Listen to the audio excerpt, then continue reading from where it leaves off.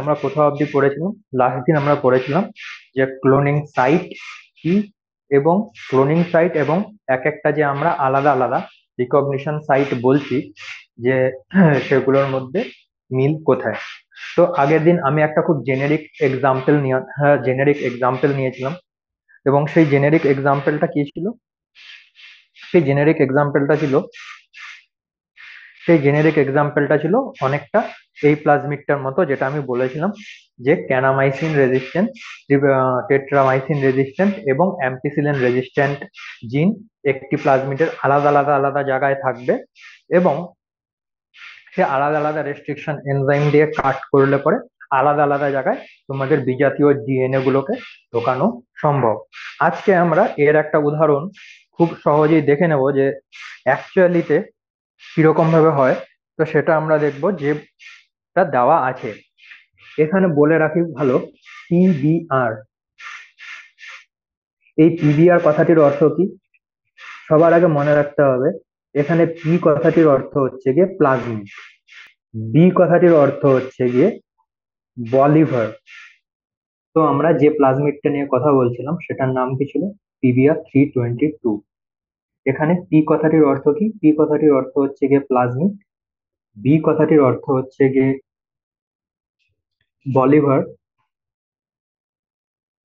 এবং আর কথাটির অর্থ হচ্ছে রড্রিগেজ।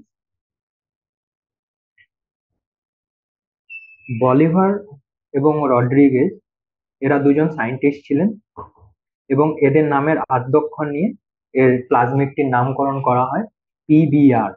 এবং তারা অনেকগুলো প্লাজমিড তৈরি করেছিলেন। এর মধ্যে 322 নম্বর যে প্লাজমিডটি ছিল, সেটাকে পরবর্তীকালে ইকোনমিক কাজে ও অন্যান্য সায়েন্টিফিক পারপাসে ব্যবহার করা হয়। এর জন্য এই প্লাজমিডটির নামকরণ করা হয়েছে PBr 322। এটা one of the earliest plasmid, যেটা প্রথম দিকে ব্যবহার করা হতো।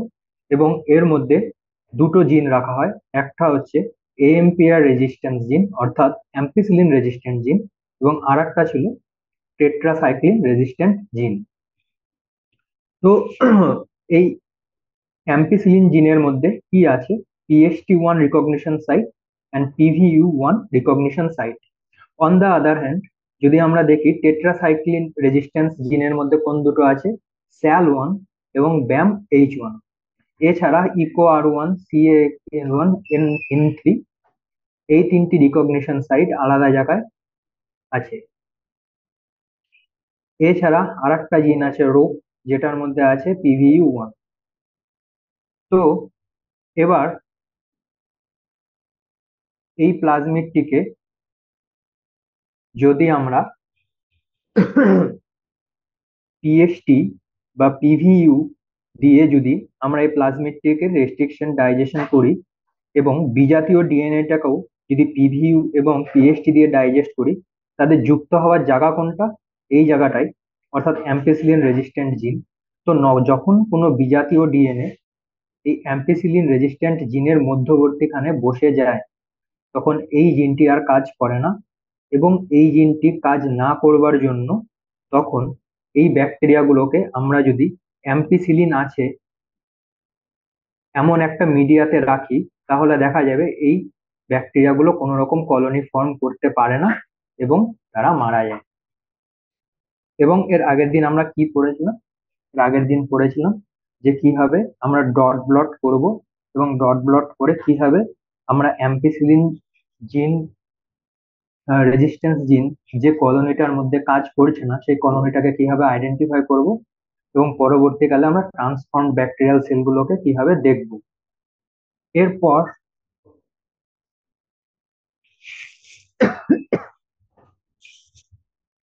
এরপর যেটা সিলেবাসে আছে সেটা হচ্ছে উদ্ভিদ এবং প্রাণী জগতে জিন ক্লোনিং এর জন্য ভেক্টর সমূহ।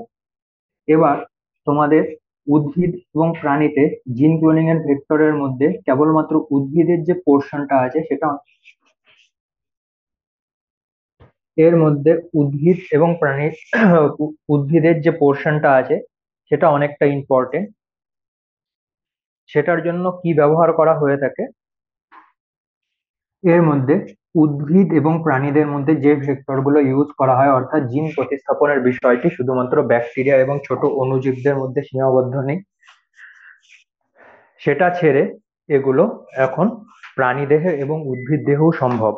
বস্তুত এখানে মনে রাখতে হবে যে যত আহ, কোনো একটি জীব যত নিচের দিককার হবে, নিচের দিককার বলতে গেলে যেমন আমি প্রোক্যারিওটিক জীবের কথা যদি বলি, প্রোক্যারিওটিক জীব,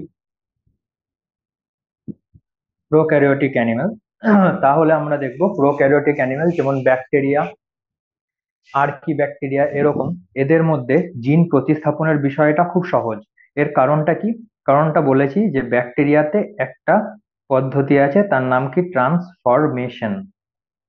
সেটাতে কি হয়, সেটাতে একটা সলিউশনের মধ্যে যদি বিজাতীয় ডিএনএ থাকে এবং সঙ্গে যদি ব্যাকটেরিয়াও থাকে, সেই বিজাতীয় ডিএনএ গুলোকে ব্যাকটেরিয়া নিজের দেহে প্রবেশ করায় এবং তারপর তাই সেই বিজাতীয় ডিএনএ এর মধ্যে উপস্থিত জিনগুলোর প্রকাশ করে।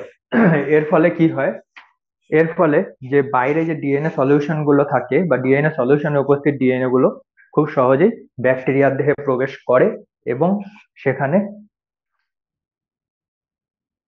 তার জেনেটিক পরিবর্তন ঘটায়, অর্থাৎ ব্যাকটেরিয়ার ক্রোমোজোমের পার্ট হয়ে যায়। এবার কথা হচ্ছে গিয়ে এই ট্রান্সফরমেশন প্রসিডিওরটা যতটা ব্যাকটেরিয়ার ক্ষেত্রে সহজ, একটা উদ্ভিদ বা প্রাণীর ক্ষেত্রে কিন্তু ততটা সহজ নয়। এর জন্য উদ্ভিদের ক্ষেত্রে কি ব্যবহার করা হয়, উদ্ভিদের ক্ষেত্রে যেটা ইউজ করা হয় সেটা হলো টিআই প্লাজমিড। ওকে, তো টিআই প্লাজমিডটা কি এবং কিভাবে এর সাথে উদ্ভিদের সম্পর্ক আছে সেটা আমরা একটা দেখব। যে একটা ব্যাকটেরিয়া পাওয়া যায় যেটাকে বলা হয় কমন সয়েল ব্যাকটেরিয়া, বা বলা যেতে পারে যে যত রকম সয়েলে এই ব্যাকটেরিয়ার উপস্থিতিটা প্রায় অনেকটাই সাধারণ ব্যাপার। সেটা হচ্ছে গিয়ে অ্যাগ্রোব্যাকটেরিয়াম টিউমিফেসিয়েন্স। এই অ্যাগ্রোব্যাকটেরিয়াম টিউমিফেসিয়েন্স একটা ব্যাকটেরিয়া। এই ব্যাকটেরিয়া কি করে, এই ব্যাকটেরিয়ার দেহে একটা প্লাজমিড পাওয়া যায় যাকে বলা হয় টিআই প্লাজমিড। টিআই কথাটির কি অর্থ? Tumour inducing. টিউমার ইনডিউসিং কথাটির অর্থ হচ্ছে যা টিউমর তৈরি করতে সাহায্য করে। তো ঘটনাটা কি হয়, ঘটনাটা এরকম যে সাপোজ এটা একটা গাছ, ধরা যাক এগুলো হচ্ছে গিয়ে গাছের শিকড়। এবার ব্যাপার হচ্ছে গিয়ে যে অ্যাগ্রোব্যাকটেরিয়াম যে ব্যাকটেরিয়া গুলো থাকে এগুলো ন্যাচারালি সয়েলের মধ্যে উপস্থিত থাকে। এবার সয়েল থেকে থেকে থেকে কি করে, এরা রুট, এগুলো সয়েল থেকে থেকে কি করে ধীরে ধীরে ধীরে গাছের মধ্যে প্রবেশ করে। এগুলো কি অ্যাগ্রোব্যাকটেরিয়াম টিউমিফেসিয়েন্স, এ স্মল টি। এগুলো প্রবেশ করলো, প্রবেশ করার পর এরা কি করে, গাছের যে এই এই দিককার যে শুটের মধ্যে অর্থাৎ কাণ্ডের কোষে প্রবেশ করে এবং টিআই প্লাজমিড যেটা টিউমার ইনডিউসিং প্লাজমিড, প্লাজমিডকে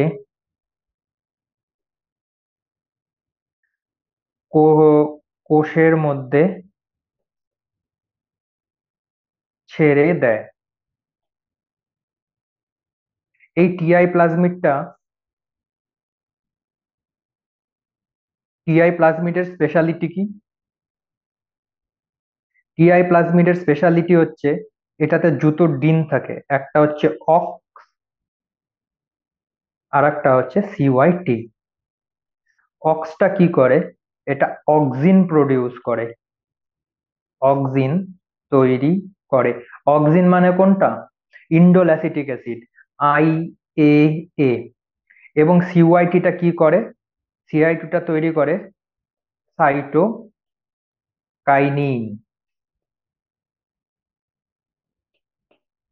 গেল? তো কাণ্ডের কোষে প্রবেশ করে এবং টিআই প্লাজমিডকে কোষের মধ্যে ছেড়ে দেয়। এবং এই টিআই প্লাজমিডের মধ্যে কি থাকে? এই টিআই প্লাজমিডের মধ্যে থাকে একটা অক্স জিন, যেটা ইন্ডোল অ্যাসিটিক অ্যাসিড তৈরি করে, এবং একটা সিওআইটি জিন, যেটা কি করে? সাইটোকাইনিন। এবার যখন এরকম কাণ্ডের কোষগুলোর মধ্যে টিআই প্লাজমিড উপস্থিত থাকে, এরা প্রচুর পরিমাণে অক্সিন প্রডিউস করতে থাকে বা অক্সিন তৈরি করে, এবং তার একই সাথে সাইটোকাইনিন ও প্রডিউস করে। এবার অক্সিন এবং সাইটোকাইনিন এই দুটো হরমোনই প্ল্যান্টের গ্রোথ হরমোন। অর্থাৎ এই দুটোর উপস্থিতিতে প্ল্যান্টের কোনো একটা জায়গায় সেল ডিভিশন প্রচুর তাড়াতাড়ি হয়, কোষ বিভাজন হতে থাকে।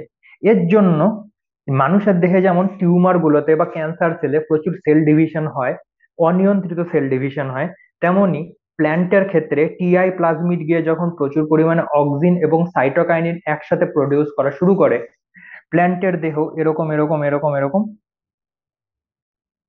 কিছু কিছু টিউমারের মতো অংশ দেখা দেয়, এবং এগুলোকে বলা হয় টিউমার। এবং এটাই হচ্ছে গিয়ে অ্যাগ্রোব্যাকটেরিয়াম টিউমিফেসিয়েন্সের, এটাকে বলা হয় টিউমার, বা বিখ্যাত একটা নাম বলবো, ক্রাউন গল। তো এই হচ্ছে গিয়ে অ্যাগ্রোব্যাকটেরিয়াম কিভাবে কোনো একটি উদ্ভিদ দেহে প্রবেশ করে, উদ্ভিদ দেহে প্রবেশ করে কিভাবে ক্রাউন গল রোগ তৈরি করে, এবং কিসের জন্য সেই ক্রাউন গল রোগটা হয়। প্রথমে অ্যাগ্রোব্যাকটেরিয়াম যাবে, কাণ্ডের কোষে প্রবেশ করবে, সেখানে সে টিআই প্লাজমিড বা টিউমার ইনডিউসিং প্লাজমিডটাকে কোষের কোনো একটি উদ্ভিদের কোষের ভেতরে প্রবেশ করিয়ে দেয় কাণ্ডের। সেখানে টিআই প্লাজমিডটি কি তৈরি করে? অক্সিন এবং সাইটোকাইনিন যুগপতভাবে তৈরি করতে থাকে। এবং যখনই উদ্ভিদে অক্সিন এবং সাইটোকাইনিন একসাথে প্রচুর পরিমাণে তৈরি হয়, সেই জায়গাটাতে অনিয়ন্ত্রিত সেল ডিভিশন হয়।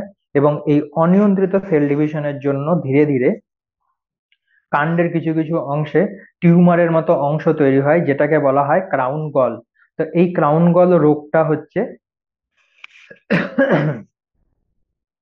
এই ক্রাউন গল এই ক্রাউন গল রোগের জন্য অনেক সময় উদ্ভিদের ক্ষতি হয়। কিন্তু এই অ্যাগ্রোব্যাকটেরিয়ামকে কিভাবে সায়েন্টিস্টরা পরবর্তীকালে নিজেদের জন্য ইউজ করলো, সেটাকে যদি আমরা একটু ভালো করে বুঝি, তাহলে দেখব এই অ্যাগ্রোব্যাকটেরিয়ামের মধ্যে যে টিআই প্লাজমিড আছে, এর মধ্যে কি আছে? এর মধ্যে আছে অক্স, AUX, আর সাইট, CYT। এবার সায়েন্টিস্টরা কি করলো, যে না, এই এই প্লাজমিডটা তো ভালো নয়, টিআই প্লাজমিড, এটা কি করছে? এটা গিয়ে অক্সিন এবং সাইটোকাইনিন প্রডিউস করে গাছের ক্ষতি সাধন করছে। তাহলে এগুলো করা যাবে না। তার জন্য সায়েন্টিস্টরা সবার আগে অক্সিন এবং সাইটোকাইনিনের জিন দুটোকে ডিঅ্যাক্টিভেট করলো। এই অক্সিন এবং সাইটোকাইনিনের জিনগুলো ডিঅ্যাক্টিভেশন হওয়ার পর তারা সায়েন্টিস্টরা এই প্লাজমিডটাকে এমন ভাবে তৈরি করলো যে এর সামনে একটা এমন প্রোমোটার জুড়ে দিল এর মধ্যে, যেটাকে বলা হয় প্ল্যান্ট প্রোমোটার। এবং এই প্ল্যান্ট প্রোমোটারের কাজ কি? এই প্ল্যান্ট প্রোমোটারের কাজ হচ্ছে গিয়ে এই প্রোমোটারটা উদ্ভিদ দেহে কাজ করতে পারে। অর্থাৎ উদ্ভিদের দেহে প্রবেশ করার পর উদ্ভিদের দেহে প্রবেশ করার পর এই প্রোমোটারটার উপস্থিত থাকলে এই প্লাজমিডটা প্রোটিন সিনথেসিস করতে সক্ষম হবে। তো এইভাবে তারা কি করলো, প্রথমে একটা প্লাজমিড নিল, টিআই প্লাজমিড। টিআই প্লাজমিডের মধ্যে ধরা যাক এটা হচ্ছে সেই পিপি, অর্থাৎ প্ল্যান্ট প্রোমোটার। এবং তারপর সাপোজ তারা একটা জিন জুড়ে দিল। কি জিন জুড়ে দিল? মোস্টলি হার্বিসাইড রেজিস্ট্যান্স জিন, কোনো একটা ধরা যাক, হার্বিসাইড রেজিস্ট্যান্স জিনের মধ্যে একটা জিন যেটা উপর আমার একটু ইন্টারেস্ট আছে, তার নাম হচ্ছে গিয়ে বার। এই জিনটি উপস্থিত থাকলে কোনো আগাছানাশকও যদি আমরা প্রয়োগ করি, গাছ মরে যায় না ন্যাচারালি। আগাছানাশক প্রয়োগ করলে পরে গাছের মৃত্যু হয়, কিন্তু এই ক্ষেত্রে যদি বার জিন উপস্থিত থাকে সেই উদ্ভিদে, তাহলে সেই উদ্ভিদ আগাছানাশক দ্বারা মারা যায় না। এরপর কি হলো, সায়েন্টিস্টরা কি করলো, এই টিআই প্লাজমিডটাকে সবার আগে একটা ব্যাকটেরিয়ার মধ্যে ঢুকিয়ে দিল। কি ব্যাকটেরিয়া? Agro bacterium. এই অ্যাগ্রো ব্যাকটেরিয়ামে ঢোকানোর পর কোনো একটা প্ল্যান্ট যে আছে, এটা one of the earliest technique, সেটার মধ্যে প্রবেশ করিয়ে দিল। তারপর কি হলো, এখানে এরকম এরকম এরকম অনিয়ন্ত্রিত গ্রোথ হচ্ছে। সায়েন্টিস্টরা কি করলো, এই যে ক্রাউন গল আছে, এই ক্রাউন গলটাকে তারা উদ্ভিদের দেহ থেকে কেটে নিল। কেটে নেবার পর তারা এটাকে মাইক্রো প্রোপাগেশন করলো বা টিস্যু কালচার করলো, এবং এই টিস্যু কালচার করে এই ক্রাউন গলের যে সেলগুলো ছিল সেখান থেকে অসংখ্য অসংখ্য অসংখ্য নতুন চারা গাছ তৈরি করলো, যেগুলো কি হবে, আগাছানাশক প্রতিরোধক, কারণ বার জিন উপস্থিত রয়েছে। এটা ছাড়া আর একটা খুব সহজ পদ্ধতি হচ্ছে গিয়ে যে প্ল্যান্ট টিস্যু কালচার যা হয়, যেখানে একটি আমরা প্ল্যান্টকে ল্যাবরেটরিতে তৈরি করি একটা সেল থেকে। ধরা যাক এটা হচ্ছে গিয়ে সেই প্ল্যান্ট মাস বা ক্যালাস, সেই ক্যালাসের মধ্যে যদি আমরা অ্যাগ্রো ব্যাকটেরিয়াম দিয়ে দিই, তাহলে এই ক্যালাসটা থেকেও আমরা পরবর্তীকালে ট্রান্সফর্মড উদ্ভিদ পাবো।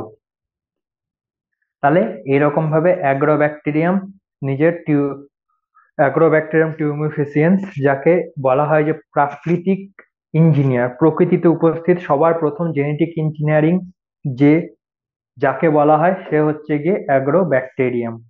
এবং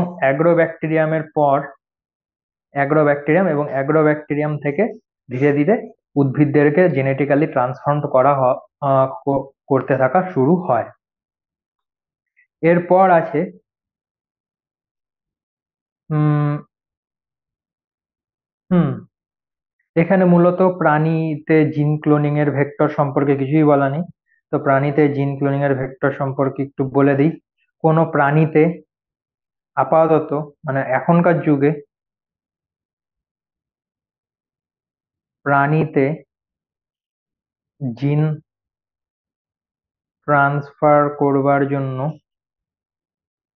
যে ভেক্টর গুলো ইউজ হয় সেগুলো হলো ভাইরাস রিলেটেড।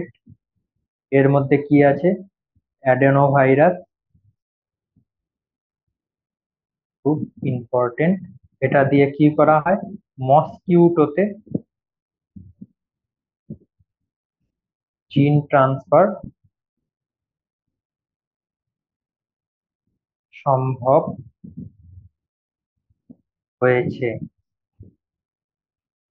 ওকে, এই ভাইরাস গুলো অনেকটা ওই অ্যাগ্রোব্যাকটেরিয়ামের মতোই কাজ করে। এরা প্রাণী দেহকে প্রবেশ করে এবং প্রবেশ করার পর প্রাণী দেহের যে কোষগুলো থাকে সেই কোষগুলোতে নিজের ডিএনএটাকে প্রবেশ করাতে সক্ষম হয়, এবং এভাবেই এই ভাইরাস গুলোকে প্রাণী দেহে ভেক্টর হিসাবে ইউজ করা হয়ে থাকে। এরপর তোমাদের যেটা আছে সেটা হচ্ছে উপযুক্ত পোষক দেহে পুনর্যোজিত ডিএনএ সহ রূপান্তরণের জন্য। এবার বলা হয়েছে যে উম, আমি যে লাইনটা বলবো সেটাকে একটু মনে রাখবে, আমি পার্টিকুলারলি কোন ওয়ার্ডটা ইউজ করি। বলা হয়েছে যে কোনো, মূলত এখানে ব্যাকটেরিয়ার কথা বলা হয়েছে, কোনো একটি কোষকে ডিএনএ গ্রহণ করবার জন্য কিভাবে উপযুক্ত করা যায়।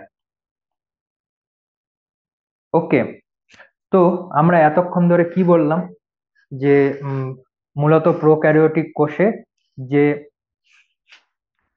সেলগুলো থাকে সেই সেলগুলোতে খুব সহজেই ট্রান্সফরমেশন ঘটানো সম্ভব। কিন্তু এখানে মনে রাখতে হবে যে যে কোনো সেল, আর এটা একটা যদি ইকোলাই ধরা যায়, এবং এখানে যদি আশেপাশে অসংখ্য ডিএনএ থাকে, ইকোলাই সেল কিন্তু এই ডিএনএ গুলোকে নিজের দেহে প্রবেশ করা থেকে বাধা দেবে। কেন বাধা দেবে? এর কারণ হচ্ছে গিয়ে ডিএনএ হচ্ছে জলাকোষী। তোমরা যারা কম্পিটিটিভ এক্সাম দেবে তারা মনে রাখো, এই জলাকোষীকে কি বলে? হাইড্রোফিলিক। ওকে, এবং কোষ পর্দা কি? কোষ পর্দা লিপিড দিয়ে তৈরি। এটা হচ্ছে গিয়ে জল বিরোধী, যাই হোক যেটাই বলে, বা হাইড্রো জল রোধী এবং হাইড্রোফোবিক।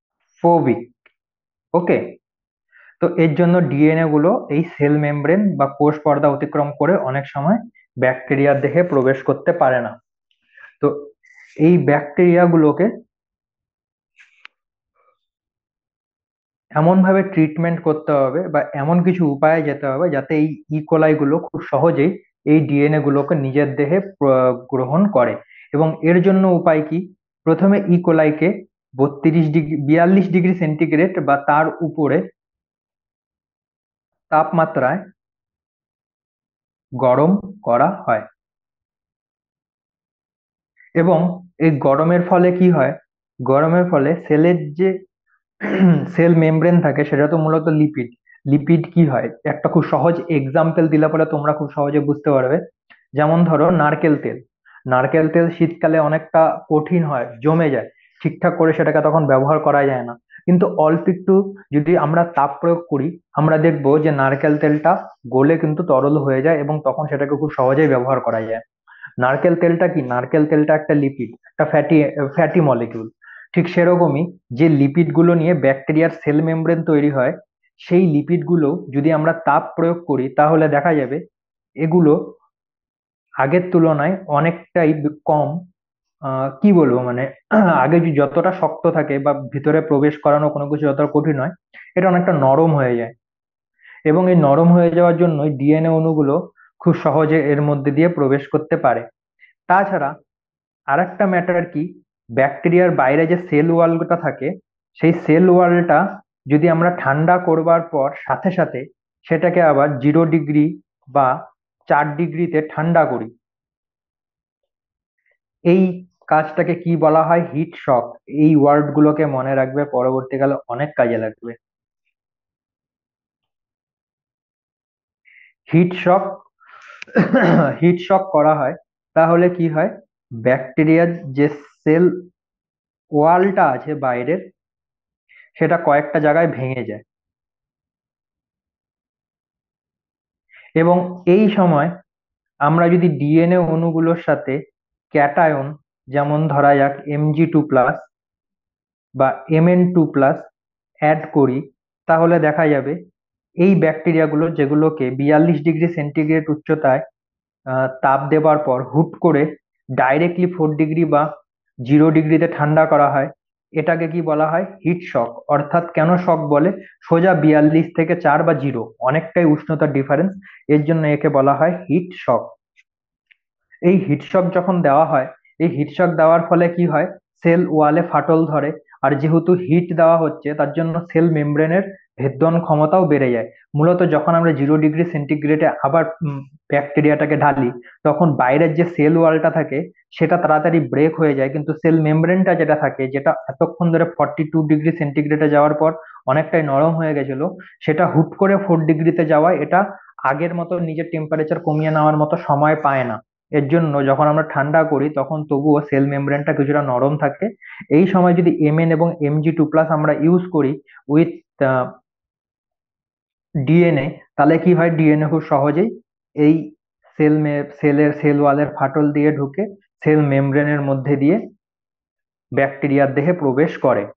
এবং এইভাবে ব্যাকটেরিয়াকে ব্যাকটেরিয়াকে ট্রান্সফরমেশন, যেটা মানে ইংরেজি শব্দ ট্রান্সফরমেশন বা রূপান্তরী রূপান্তরী ভবনের জন্য তৈরি করা হয়। এবং তখন এই সেলগুলোকে কি বলে জানো? Competent sell. কম্পিটেন্ট সেল কিভাবে হয়? কম্পিটেন্ট সেল পাওয়া যায় নর্মাল সেলকে হিট শক দিলে। তো এই হচ্ছে গিয়ে কম্পিটেন্ট সেল বা ইকোলাইকে কিভাবে ট্রান্সফরমেশন বা রূপান্তরী ভবনের জন্য তৈরি করা হয়ে থাকে। এবার অন দা আদার হ্যান্ড কিছু কিছু নতুন টেকনিক আছে যেগুলোতে আদৌ তোমাকে এত কিছু করতে হবে না। সোজা কথায় তার মধ্যে একটা টেকনিক হচ্ছে যেটাকে বলা হয় জিন গান। জিন গানটা কি জিনিস? জিন গানটা মূলত একটা বন্দুকের মতো। এর মধ্যে যে গুলিগুলোকে ইউজ করা হয় তাকে কি বলে? Micro projectile. এবং এগুলো কি দিয়ে তৈরি হয়? সোনা এবং প্ল্যাটিনাম। সোনা আর প্ল্যাটিনামের কি, এদের সারফেস এরিয়াটা বড় হওয়ায় ডিএনএ গুলো এই সব ছোট ছোট গুলির চারিদিকে, মাইক্রো প্রজেক্টাইল বলতে এটা খুবই ছোট, এর গুলির ডায়ামিটার হবে মাইক্রোমিটারের কাছাকাছি, অর্থাৎ প্রচন্ড ছোট। একটা ব্যাকটেরিয়াল সেল বা উদ্ভিদ কোষে প্রবেশ করতে পারে এরকম একটা ছোট গুলি রাখা হয়। একটা না, অনেকগুলো গুলি রাখা হয় এবং তারপর সেটাকে এই বন্দুকের মাধ্যমে সোজা কোনো পাতায় স্প্রে করা হয়। এই গুলিগুলোর মধ্যে থাকে সোনা এবং প্ল্যাটিনাম, যার চারিদিকে এরকম অসংখ্য ডিএনএ অণু তাকে জড়িয়ে জড়িয়ে, যেহেতু এর সারফেস এরিয়াটা বড় হয় তার জন্য সারফেস এরিয়ার চারিদিকে জড়িয়ে থাকে। এবং তারপর এটা যখন কোনো পাতায় গুলিটাকে স্প্রে করা হয় তখন পাতার কোষগুলোর মধ্যে সোজাসুজি এই ছোট ছোট মাইক্রো প্রজেক্টাইল গুলো ঢুকে যায় আর প্রবেশ করে, এবং প্রবেশ করার পর এই ডিএনএ অণুগুলো সেই সেলের রূপান্তর ভবন ঘটায়। এটা একটা টেকনিক, একে বলা হয় জিন গান। এবং যেটা আগে বললাম যে রোগ সৃষ্টিতে অক্ষম জীবাণুকে ভেক্টর হিসাবে ব্যবহার করা পোষক অণুতে পরিণত করা হয়। হুম। এরপর তোমাদের কি আছে? এরপর আছে জিনগত বস্তুর নিষ্কাশন। জিনগত বস্তু বলতে কি বোঝানো হয়েছে?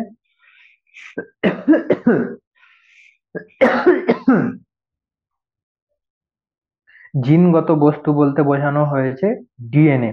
এবার ডিএনএ কিভাবে বের করা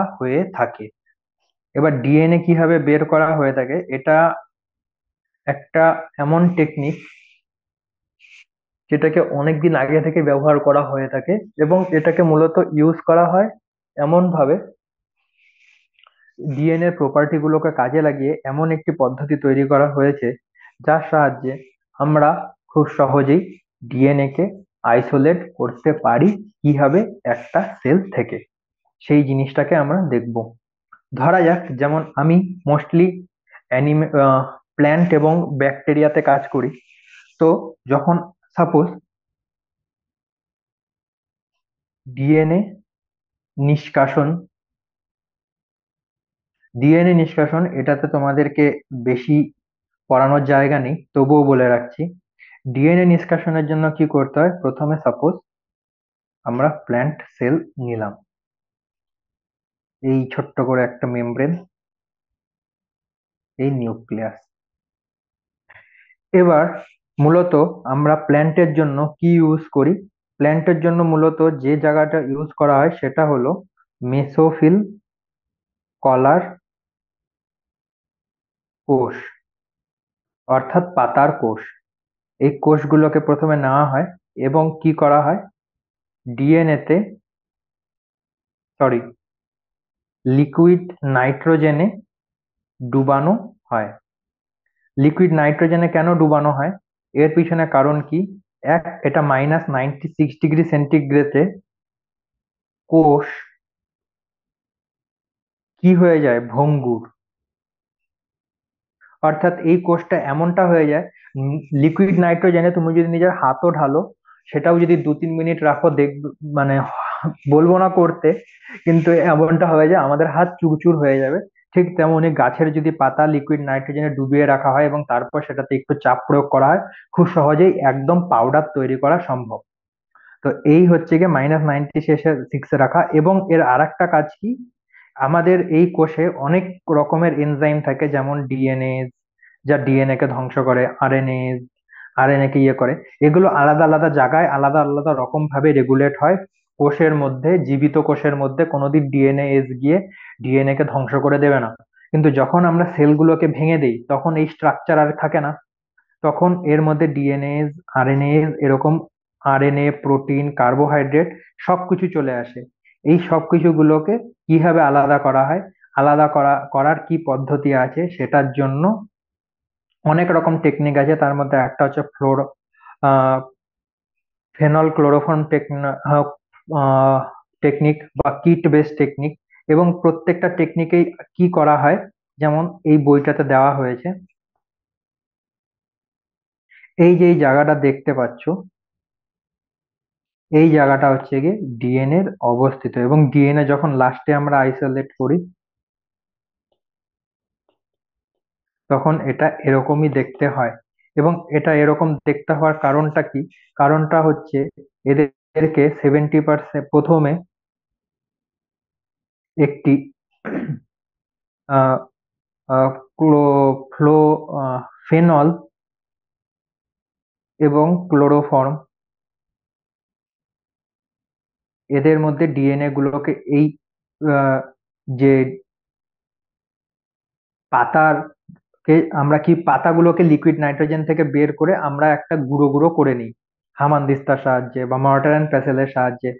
সেগুলোকে তারপর একটা টেস্ট টিউবে নেওয়া হয়, সেটার মধ্যে ফেনল ক্লোরোফর্ম দেওয়া হয়। ফেনল এবং ক্লোরোফর্ম দুজনেই জৈব পদার্থ, এবং তার জন্য এরা কি করে, এরা সমস্ত যে অন্যান্য জৈবিক উপাদানগুলোকে আছে সেগুলোকে সলিউবেল করে দেয়। কিন্তু ডিএনএ এর ম্যাটারটা কি, ডিএনএ হচ্ছে গিয়ে হাইড্রোফিলিক। এরা হাইড্রোফোবিক একদমই না, তার জন্য ফেনল এবং ক্লোরোফর্মে ডিএনএ সলিউবেল হয় না। তারপর যখন আমরা সেটাকে সেন্ট্রিফিউজ করি, নিচে অনেক জৈব পদার্থ জমা হয়ে যায় এবং সলিউশনের মধ্যে ডিএনএ থাকে, যেটা বেরোয় না। এবং তারপর কি করা হয়, এই যে ডিএনএটাকে দেখছো, যেটা সলিউবেল হয়নি, এটাকে বের করে নেওয়া হয়। বের করে নেওয়ার পর সেটাকে 70% ইথানলের মধ্যে চিল কন্ডিশনে রাখা হয়। চিল বলতে গেলে একদম পুরো ঠান্ডা। এবং তার মধ্যে ডিএনএ গুলো কি হয়, ডিএনএ গুলো এমন করে ভাসতে ভাসতে থাকে, এবং অন্যান্য জিনিসগুলো এরকম ভাবে। 70% ইথানলটা দেওয়ার কারণ কি সেটাও বলে দেওয়া উচিত। 70% ইথানলটা দেওয়ার কারণ হচ্ছে গিয়ে ডিএনএ এর মধ্যে আরো যে অন্যান্য এক্সট্রা উপাদানগুলো বেরোচ্ছে, সেগুলো মূলত এইসব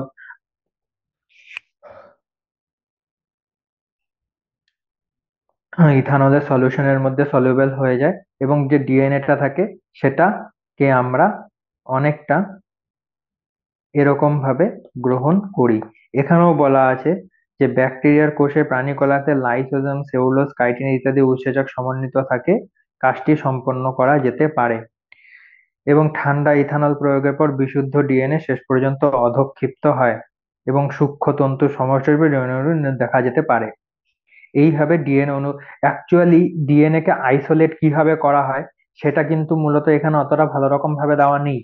কিন্তু আমি যে ওয়ার্ড দুটো ইউজ করলাম, সেটার মধ্যে একটা হচ্ছে লিকুইড নাইট্রোজেন কেন দেওয়া হয় 1-196 ডিগ্রি সেন্টিগ্রেডে, সেটা ভঙ্গুর হয়। এবং ডিএনএ, আরএনএ এগুলো এত ঠান্ডা টেম্পারেচারে আর কাজ করতে পারে না। অর্থাৎ সাপোজ আমি চাই যে আমি যে অবস্থায় সেলটাকে নিয়েছি বা কোষটাকে নিয়েছি, সেটা সেই রকম অবস্থাতেই থাকবে, তার মধ্যে কোনো রকম পরিবর্তন আসবে না। কিন্তু জীবিত সেলের মধ্যে তো মেটাবলিজম চলতে থাকবে। এর জন্য মেটাবলিজমকে যখন বন্ধ করতে হয়, তখন তার জন্য সেটাকে লিকুইড নাইট্রোজেনে যদি আমরা ফেলে দিই, লিকুইড নাইট্রোজেনের -196 ডিগ্রি সেন্টিগ্রেড উষ্ণতায় কোনো এনজাইমই কাজ করতে পারে না। এবং তার জন্য এই কোষের মধ্যে উপস্থিত ডিএনএ, আরএনএ কোনো কিছু খারাপ হয়ে যায় না। অর্থাৎ যেমন আমরা ফ্রিজের মধ্যে কোনো কিছু রাখি, কেন রাখি, যাতে সেটা ধীরে ধীরে খারাপ না হয়ে যায়। তেমনি -196 ডিগ্রি সেন্টিগ্রেডও আমরা এর জন্যই রাখি, যাতে তার মধ্যে সমস্ত রকম প্রক্রিয়া বন্ধ, মেটাবলিক প্রক্রিয়া বন্ধ হয়ে যায়। এবং দ্বিতীয়ত আর কি, 70% ইথানল প্রয়োগ করা হয় এবং তার মাধ্যমে ডিএনএ কে অধঃক্ষিপ্ত করা হয়। এই দুটো ওয়ার্ড কেন ইম্পর্টেন্ট, এবং কারণ পরবর্তীকালে তোমরা যারা বায়োলজি পড়বে তখন জানতে পারবে যে এই দুটো স্টেপই অ্যাকচুয়ালি খুব ইম্পর্টেন্ট ডিএনএ আইসোলেশন বা ডিএনএ নিষ্কাশনের জন্য। এরপরে আছে ডিএনএ নির্দিষ্ট অঞ্চলে কর্তন। এটাকে আমি ইনসুলিনের এক্সাম্পল দিয়ে বুঝিয়েছি। এরপর যেটা আছে, যে পিসিআর পদ্ধতির সাহায্যে কাঙ্ক্ষিত জিনের পরিবর্ধন। পিসিআরটা কি জিনিস? পিসিআরটা তোমাদেরকে একটু বোঝাই, হোপফুলি। যদিও পিসিআরটা এখানে বইতে খুব যথেষ্টই সাধারণটা ভাবেই দেওয়া আছে, কিন্তু তবুও পিসিআরটা একটু কঠিন জিনিস। এবং পিসিআর, প্রথমে তো পিসিআর জিনিসটা কি? PCR polymerase chain reaction. এটা কে আবিষ্কার করেন এই পদ্ধতিটি? ক্যারি মুলিস। তিনি, এখন তোমরা যারা অনেকে পরবর্তীকালে হায়ার স্টাডিজে যাবে তারা জেনে রাখো, একটা কলেজ আছে জার্মানিতে বেসরকারি, সেটার নাম হচ্ছে গিয়ে ম্যাক্স প্ল্যাঙ্ক। এই ম্যাক্স প্ল্যাঙ্ক যে ইনস্টিটিউটটা রয়েছে সেটা আহ, থেকে প্রচুর লোক নোবেল প্রাইজ পেয়েছেন, এখনো পেয়ে যাচ্ছেন। এবং সেই আহ, ম্যাক্স প্ল্যাঙ্কেরই একজন অ্যালামনি ছিলেন ক্যারি মুলিস নামের এক ব্যক্তি, ডক্টর ক্যারি মুলিস। তিনি কোন ডিপার্টমেন্টের ছিলেন? রসায়ন। তিনি দেখেছিলেন যে কিছু ব্যাকটেরিয়া যা উষ্ণ প্রস্রবণে থাকে। উষ্ণ প্রস্রবণ মানে জানে তোমরা? প্রস্রবণ অর্থাৎ যে ন্যাচারালি যে পুকুরগুলো তৈরি হয় এবং যেখানে প্রচুর গরম জল পাওয়া যায়, সেটাকে বলা হয় উষ্ণ প্রস্রবণ। যেমন উষ্ণ প্রস্রবণ, ইন্ডিয়ার একটা বিখ্যাত উষ্ণ প্রস্রবণ হচ্ছে দেরাদুন থেকে হরিদ্বার যেতে, ওই জায়গাটায় আছে একটা সহস্রধারা বলে একটা উষ্ণ প্রস্রবণ রয়েছে। তো এই দেখা গেছিল, ক্যারি মুলিস না, ক্যারি মুলিস অনেক পরে কাজ করেছেন, তার আগে অনেকে দেখেছিল যে কিছু কিছু ব্যাকটেরিয়া যা উষ্ণ প্রস্রবণে বসবাস করে, তাদের কোষে যে ডিএনএ পলিমারেজ, মূলত উষ্ণ প্রস্রবণের টেম্পারেচার কত হয়? 80 ডিগ্রি সেন্টিগ্রেড। এবং 80 ডিগ্রি সেন্টিগ্রেডে মানুষ, উদ্ভিদ সহ আরো অনেক, মোস্ট অফ দা প্রজাতির যে প্রোটিন থাকে সেটা ডিন্যাচিওর হয়ে যায় এবং সেটা কোনো রকম কাজ করতে পারে না। এবং আমরা জানি যে যখন কোনো কোষের সমস্ত প্রোটিন ডিন্যাচিওর হয়ে যায়, সেই জীবটি আর বেঁচে থাকবে না, কারণ আমাদের জীবনের প্রথম যত লক্ষণগুলো আছে তার সবকিছু প্রকাশ করতেই প্রোটিনের সর্বত্র প্রয়োজন। তো যাই হোক, দেখা গেছিল যে কিছু ব্যাকটেরিয়া যা উষ্ণ প্রস্রবণে বসবাস করে, তাদের দেহে কোষে যে ডিএনএ পলিমারেজ থাকে সেটা কেবল মাত্র উচ্চ তাপমাত্রাতেই কাজ করে। উচ্চ তাপমাত্রাতেই কাজ করে। কত ডিগ্রি সেন্টিগ্রেড? 80 degree centigrade. এই 80 ডিগ্রি সেন্টিগ্রেডে এটা কাজ করে। তো এই এই রকম একটা ব্যাকটেরিয়া ছিল, থার্মাস অ্যাকুয়াটিকাস। এর থেকে যে ডিএনএ পলিমারেজটা পাওয়া যায় সেটাকে কি বলে? ট্যাক টি। আর অ্যাকুয়াটিকাসের কিউ, এটাকে বলা হয় ট্যাক পলিমারেজ। ওকে। তো এই ট্যাক পলিমারেজকে ইউজ করে ক্যারিমুলিস পিসিআর ডিসকভার করেছিল। পিসিআর ক্যারিমুলিস কেমিস্ট্রি ডিপার্টমেন্টে ছিলেন এবং তার জন্য তাকে নোবেল ও দেওয়া হয়। আসলাম মনে হয় 1996, এবং 1992-তেও তিনি নমিনেটেড হয়েছিলেন, কিন্তু সম্ভবত তিনি 1996-এ নোবেল প্রাইজে ভূষিত হন। তো যাই হোক, এবার আমরা দেখে নেব যে এই পলিমারেজ চেন রিয়াকশন ব্যাপারটা কি এবং এটাকে কিরকম ভাবে ব্যবহার করা হয়ে থাকে। তো ধরা যাক তোমার কাছে একটা ডিএনএ টুকরো আছে, যার মধ্যে এখানে একটা জিন আছে, 5' টু 3', 3' টু 5'। দুটো জিন আছে, একটা 5' টু 3', অন্যটা 3' টু 5'। এই জিনটাকে আমরা এ ধরি এবং মনে করা যাক যে এইখানে কিছু ডিএনএ সিকোয়েন্স আছে, যেটার আমরা এই জায়গাটা সিকোয়েন্সটা ধরো আমরা জানি এই জায়গাটা সিকোয়েন্সটা কি হতে পারে, এ এ টি টি জি সি এ। এই জায়গাটা সিকোয়েন্সটা ধরো কোনো একটা র্যান্ডম টি টি জি সি এ টি জি। ওকে, তো প্রথমে পিসিআর এ কি করা হয়, 50°C এই ডিএনএটাকে গরম করা হয়। ডিএনএ কে যখন গরম করা হয়, ডিএনএ তন্তু একে অপর থেকে আলাদা হয়ে যায়, একে বলা হয় ডিনেচর। তো কিরকম দাঁড়াবে, একটা 5' টু 3', অন্যটা দাঁড়াবে 3' টু 5'। এর মধ্যে এরপর কি করে, প্রাইমার অ্যাড। এবার প্রাইমার কি জিনিস, প্রাইমার হচ্ছে এই যে এই একদম লাস্টের দিকে, এই দিকে এই দুটো দিকে যে ডিএনএ সিকোয়েন্স রয়েছে সেটার অপোজিট সিকোয়েন্সের হয়। অর্থাৎ এই ক্ষেত্রে দুই রকমের ইয়ে যাবে, একটা কি যাবে, আহ, একতন্ত্রী। প্রাইমার গুলো একতন্ত্রী হয়, প্রাইমার একতন্ত্রী হয়, অলওয়েজ মনে রাখতে হবে এটা। প্রাইমারে কোনোদিন দুটো তন্তু থাকে না, প্রাইমারে একটা তন্ত্রী থাকে ডিএনএ। এবং এই প্রাইমারটা কিভাবে কাজ করে সেটা একটু দেখে নিই। এটা সবসময় কোনো একটি জিনের লাস্টে যে সিকোয়েন্সটা থাকে এবং শুরুতে যে সিকোয়েন্সটা থাকে সেটার সেটার অপোজিট হয়। এবং কিরকম ভাবে অপোজিট হয় দেখা যাক। ধরা যাক একটা প্রাইমার হবে টি টি এ এ জি সি, জি সি না, সি জি টি। দ্বিতীয় প্রাইমারটা কি হবে, এর উল্টো, এ এ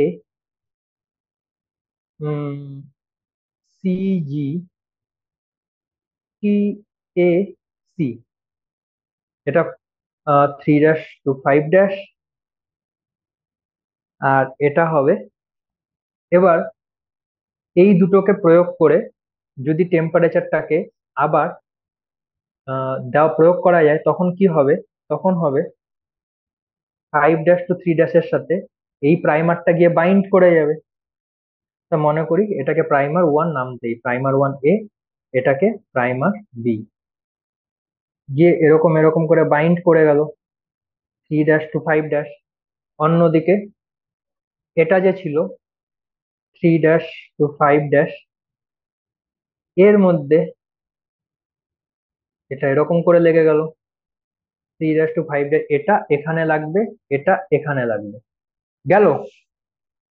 এরপর কি করা হয়, টেম্পারেচারটাকে আরো ইনক্রিজ করা হয় নিয়ার অ্যাবাউট 80°C।